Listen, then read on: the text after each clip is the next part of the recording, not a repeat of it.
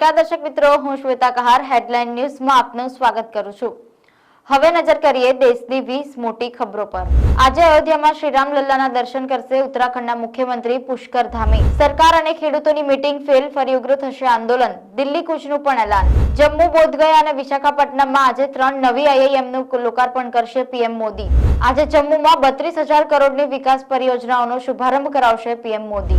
અમદાવાદ, ગાંધીનગરના કર્મચારીઓ અને સચિવાલયમાં કામકાજ માટે આવતા નાગરિકો માટે 70 નવી એસટી બસનું કરાયું લોકાર્પણ। જમ્મુ કાશ્મીરમાં ધરતીકંપનો આંચકો, રિક્ટર સ્કેલ પર 3.7 નોંધાઈ તીવ્રતા। ટાટાએ બનાવ્યો ભારતનો પહેલો ખાનગી જાસૂસી સેટેલાઇટ। ભારતીય સેનાને સટીક લાભ, સ્પેસ એક્સ કરશે લોન્ચ। સુરતમાં 3 વર્ષના બાળકી સાથે હેવાને કર્યા અડપલા। બાળકીના પિતાના મિત્રએ જ કર્યા અડપલા। વેફર અપાવવાના બહાને લઈ ગયો હતો બહાર। બાળકીના પિતાએ પલસાણા પોલીસને કરી જાણ। કાળિયા રોગથી ઘઉંમાં કાળો કેર, વાતાવરણમાં બદલાવથી ઉપદ્રવ વધ્યો। વિંગે 50 મણની જગ્યાએ માત્ર 15 મણ ઉત્પાદન થશે।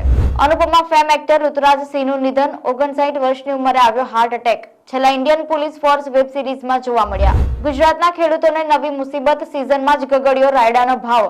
ભેજના કારણે રિજેક્ટ થઈ રહ્યા છે પાક। સિંગતેલના ભાવમાં ફરી ભડકો, 2 દિવસમાં ₹50નો થયો વધારો। ઉનાળા પહેલા જ સૌરાષ્ટ્રમાં જળ સંકટના એંધાણ। 9 ડેમ સુકાયા, 20 ડેમ ખાલી થવાની તૈયારીમાં। પાટણ એલસીબીએ ચોર ટોળકીને ઝડપી, રાજ્યના 38થી વધુ ગુનાનો ભેદ ઉકેલ્યો। બદલાઈ ગયું ધોરણ 9 અને 10નું ગણિત। રાજ્યની 449 શાળામાં પહોંચ્યા નવા પુસ્તકો। વડોદરામાં આદર્શ કૃષ્ણ શાસ્ત્રી મહારાજના દિવ્ય દરબારમાં બબાલ।